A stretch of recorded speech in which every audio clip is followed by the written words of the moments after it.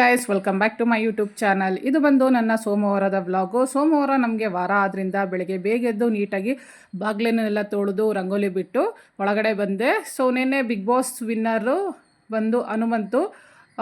ತುಂಬ ಖುಷಿ ಆಯಿತು ಹನುಮಂತಿಗೆ ಟ್ರೋಫಿ ಬಂದಿದ್ದು. ವಿನಯ್ಗೆ ಲಾಸ್ಟ್ ಟೈಮು ಮಿಸ್ ಆಯಿತು ಅಂತ ಬೇಜಾರಿತ್ತು. ಈ ಸಲ ತ್ರಿವಿಕ್ರಮ್ಗೆ ಮಿಸ್ ಆಯಿತು ಅಂತ ಸ್ವಲ್ಪ ಬೇಜಾರಿದೆ. ಇನ್ನು ನಿನ್ನೆ ಎಲ್ಲ ಸ್ವಲ್ಪ ತಣ್ಣಗಿತ್ತು ವೆದರು, ಹಾಗಾಗಿ ಒಲೆ ಉರಿ ಮಾಡೋಣ ಅಂಥೇಳಿ ಉರಿ ಮಾಡ್ತಿದ್ದೆ. ಅದ್ರ ಜೊತೆಗೆ ಸಡನ್ಲಿ ನೆನಪಾಯಿತು, ಲಾಸ್ಟು 3 ಡೇಸ್ ಬ್ಯಾಕು ಮನೇಲಿ ಅಳಿಸ್ಲೆಂಟು ತಂದಿದ್ರು. ಜೊತೆಗೆ ನಾನು ಆಫೀಸಲ್ಲೂ ಕೂಡ ಅಳಿಸ್ಲೆಂಟು ತಿಂದಿದ್ದೆ. ಅದರದ್ದು ಬೀಜಗಳನ್ನ ತಂದು ಇಟ್ಟು ಒಣಗಿಸಿದ್ದೆ. ಅದು ಸಾಂಬಾರು ಮಾಡಿದ್ರೆ ತುಂಬ ಚೆನ್ನಾಗಿರುತ್ತೆ. ಹಾಗೆಯೇ ಈ ಥರ ಕೆಂಡದಲ್ಲಿ ಸುಟ್ಟು ತಿಂದರೂ ಕೂಡ ಸಖತ್ತಾಗಿರುತ್ತೆ. ಹಾಗಾಗಿ 1-2-3 ಟೇಸ್ಟ್ ಮಾಡೋಣ ಅಂಥೇಳಿ ಫಸ್ಟು 1-2-3 ಕೆಂಡದಲ್ಲಿ ಸುಡೋಣ ಅಂಥೇಳಿ ಸುಟ್ಟಾದಮೇಲೆ ಅದು ಟೇಸ್ಟ್ ನೋಡಿ ಚೆನ್ನಾಗಿದೆ ಅಂದರೆ ಇನ್ನೊಂದು 4-5 ಬೇಯಿಸೋಣ ಅಂಥೇಳಿ ಸುಟ್ಕೊಂಡು ತಿಂದ್ರಂತೂ ಸಖತ್ತಾಗಿರುತ್ತೆ. ಯಾವುದೇ ಒಂದು ತರಕಾರಿ ಇರ್ಬೋದು, ನಾನ್ ವೆಜ್ ಇರ್ಬೋದು, ಆ ಕೆಂಡದಲ್ಲಿ ಸುಟ್ಟು ತಿನ್ನೋದು ಟೇಸ್ಟ್ ಅಂತೂ ಚೇಂಜಸ್ ಇರುತ್ತೆ, ಸಖತ್ತಾಗಿರುತ್ತೆ. ಸೊ ತುಂಬಾ ಚೆನ್ನಾಗಿತ್ತು, ನನಗಂತೂ ತುಂಬ ಇಷ್ಟ ಆಯಿತು. ಇನ್ನು ಈ ಥರ ಕೆಂಡದಲ್ಲಿ ಸುಟ್ಕೊಟ್ರೆ ಎಲ್ಲರೂ ಇಷ್ಟಪಡ್ತಾರೆ. ಏನೋ ಸರಿ ನನಗೂ ಇಷ್ಟ ಆಯಿತು. ಇನ್ನೊಂದು ಅಷ್ಟಿತ್ತು, ಜಾಸ್ತಿ ಏನು ಹಾಕಲಿಲ್ಲ, ಸ್ವಲ್ಪ ಸಾಂಬಾರಿಗೆ ಇರಲಿ ಅಂತೇಳಿ ಒಂದು 5-6ನ ಕೆಂಡದಲ್ಲಿ ಸುಟ್ಟು ಇಟ್ಟೆ. ನನ್ನ ಮಗಳು ಕೂಡ ಟ್ಯೂಷನಿಂದ ಬಂದು ಅವಳು ಕೂಡ ಇಷ್ಟವಾಗಿ ತಿಂದಳು. ಇನ್ನು ವಾರ ಅದರಿಂದ ಬೇಗ ತಿಂಡಿ ಆಗಲಿ ಅಂತೇಳಿ ಇಡ್ಲಿ ಮಾಡಿದ್ವಿ. ಇದು ಬಂದು ಹೊಸ ಒಂದು ಇಡ್ಲಿ ಪಾತ್ರೆ, ಫಸ್ಟ್ ಟೈಮ್ ಇದರಲ್ಲಿ ಇಡ್ಲಿ ಮಾಡ್ತಾ ಇರೋದು. ಹೇಗಾಗುತ್ತೋ ಏನೋ ಅಂದ್ಕೊಂಡಿದ್ವಿ, ಬಟ್ ಚೆನ್ನಾಗಿ ಆಗಿದೆ. ಇನ್ನು ಇಡ್ಲಿ ಅಂದರೆ ಸಾಂಬಾರಿಲ್ಲ ಅಂದರೆ ತರಕಾರಿ ಗೊಜ್ಜು, ಅದು ಕಾಂಬಿನೇಷನ್ನು. ಈಗ ಹಸಿ ಬಟಾಣಿ ಸೀಸನ್ ಆದ್ದರಿಂದ ಹಸಿ ಬಟಾಣಿ ಆಲೂಗಡ್ಡೆ ಹಾಕಿ ಒಂದು ಮಸಾಲೆ ರುಬ್ಬಿ ಅದಕ್ಕೆ ಗೊಜ್ಜು. ಸೊ ಬಿಸಿ ಬಿಸಿ ಇಡ್ಲಿಗೆ ಗೊಜ್ಜು ತುಂಬ ಚೆನ್ನಾಗಿತ್ತು. ಇಡ್ಲಿ ಕೂಡ ಚೆನ್ನಾಗಿ ಆಗಿತ್ತು.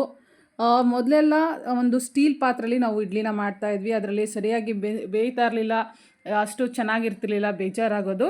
ಬಟ್ ಇದು ಹೊಸದು ನೋಡೋಣ ಅಂತ ಫಸ್ಟ್ ಟೈಮ್ ಇದರಲ್ಲಿ ಮಾಡಿದ್ದು. ಬಟ್ ಚೆನ್ನಾಗಿತ್ತು, ಇಷ್ಟ ಆಯಿತು. ಇನ್ನು ನಾನು ತಿಂಡಿ ಮುಗಿಸ್ಕೊಂಡು ನನ್ನ ಮಗಳಿಗೂ ತಿಂಡಿ ಮಾಡಿಸಿ ಅವಳನ್ನ ಸ್ಕೂಲಿಗೆ ಬಿಟ್ಟು ನಾನು ಆಫೀಸ್ಗೆ ಅಂತೇಳಿ ರೆಡಿ ಆದೆ. ಇನ್ನಿವತ್ತು ಸೋಮವಾರ ಆದ್ದರಿಂದ ಮನೆಯಲ್ಲಿ ಕೂಡ ಸಿಂಪಲ್ಲಾಗಿ ಪೂಜೆ ಮುಗಿಸಿ ಇನ್ನು ಆಫೀಸ್ಗೆ ಹೋಗೋಕ್ಕಿಂತ ಮುಂಚೆ ನಮ್ಮ ಮನೆ ಹತ್ರ ಇರುವಂತಹ ಚಂದ್ರಮೌಳೇಶ್ವರ ಸ್ವಾಮಿ ದೇವಸ್ಥಾನಕ್ಕೆ ಹೋಗಿ ನಮಸ್ಕಾರ ಮಾಡ್ಕೊಂಡು ಬರೋಣ ಅಂತ. ಅಲ್ಲಿ ದೇವರ ಒಂದು ಗೋಪುರದಲ್ಲಿ ಇನ್ನೂ ದೇವ್ರನ್ನ ಇಟ್ಟಿಲ್ಲ. ಸೊ ಎಲ್ಲ ಗೋಪುರ ಎಲ್ಲ ಕಟ್ಟಿಸ್ತಾ ಇದ್ದಾರೆ. ಸೊ ಫುಲ್ಲು ದೇವಸ್ಥಾನ ಎಲ್ಲ ಕ್ಲೀನ್ ಮಾಡ್ತಾ ಇದ್ದಾರೆ. ಹಾಗಾಗಿ ಅದು ದೇವ್ರು ಬಂದು ಪಕ್ಕದಲ್ಲಿ ಇಟ್ಟಿದ್ದಾರೆ. ಎಷ್ಟೋ ಜನ ಬಾಗಿಲಲ್ಲಿ ನಿಂತ್ಕೊಂಡು ನಮಸ್ಕಾರ ಮಾಡಿಕೊಂಡು ಹೋಗೋರು ಇದ್ದಾರೆ. ಬಟ್ ಇವಾಗ ಏನಾಗಿದೆ, ಎದುರುಗಡೆ ಬಾಗಿಲಲ್ಲಿ ನಿಂತ್ಕೊಂಡಾಗ ದೇವ್ರು ಕಾಣಿಸಲ್ಲ, ಯಾಕಂದರೆ ದೇವರೇ ಇಲ್ಲ ಅಲ್ಲಿ.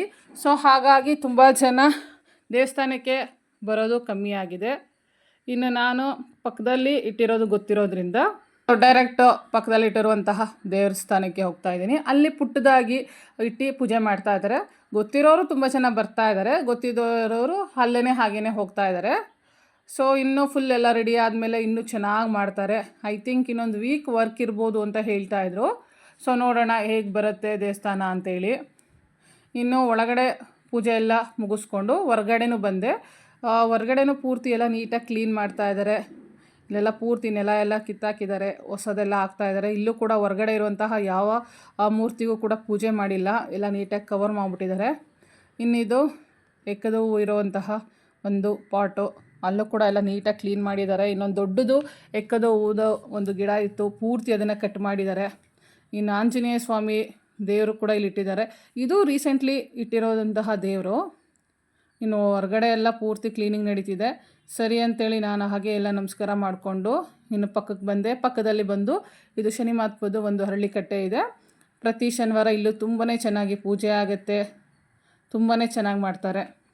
ನಾನು ಕೂಡ ಪ್ರತಿ ಶನಿವಾರ ಶನಿ ಮಹಾತ್ಮಗೆ ಪೂಜೆ ಮಾಡೋದು ಸ್ಟಾರ್ಟ್ ಮಾಡಿದ್ದೀನಿ. ಅಟ್ಲೀಸ್ಟ್ 5 ವಾರ ಇಲ್ಲ 9 ವಾರ ಮಾಡಬೇಕು ಅಂತ ಹೇಳಿದ್ದಾರೆ. ಸೊ ನೋಡೋಣ ಅಂಥೇಳಿ ನಾನು ಪೂಜೆ ಎಲ್ಲ ಮುಗಿಸ್ಕೊಂಡು ಇನ್ನೂ ಆಫೀಸ್ಗೆ ಅಂತೇಳಿ ಹೊರಟೆ. ಆಫೀಸಲ್ಲಿ ಇವತ್ತು ಅಷ್ಟೇನು ವರ್ಕ್ ಇಲ್ಲ, ಯಾಕಂದರೆ ನಮ್ಮ ಟ್ರೈನಿಂಗ್ ಏನಿತ್ತು ಎಲ್ಲ ಕಂಪ್ಲೀಟ್ ಆಗಿದೆ. ಸೊ ಸಿಂಪಲ್ಲಾಗಿ ಏನಾದ್ರು ಫಾಲೋಅಪ್ಸ್ ಇದ್ದರೆ ಮಾತ್ರ ಮಾಡೋದಿದ್ದು, ಬೇರೆ ಅಂಥರ ವರ್ಕ್ ಏನು ಇವತ್ತೇನೂ ಇಲ್ಲ.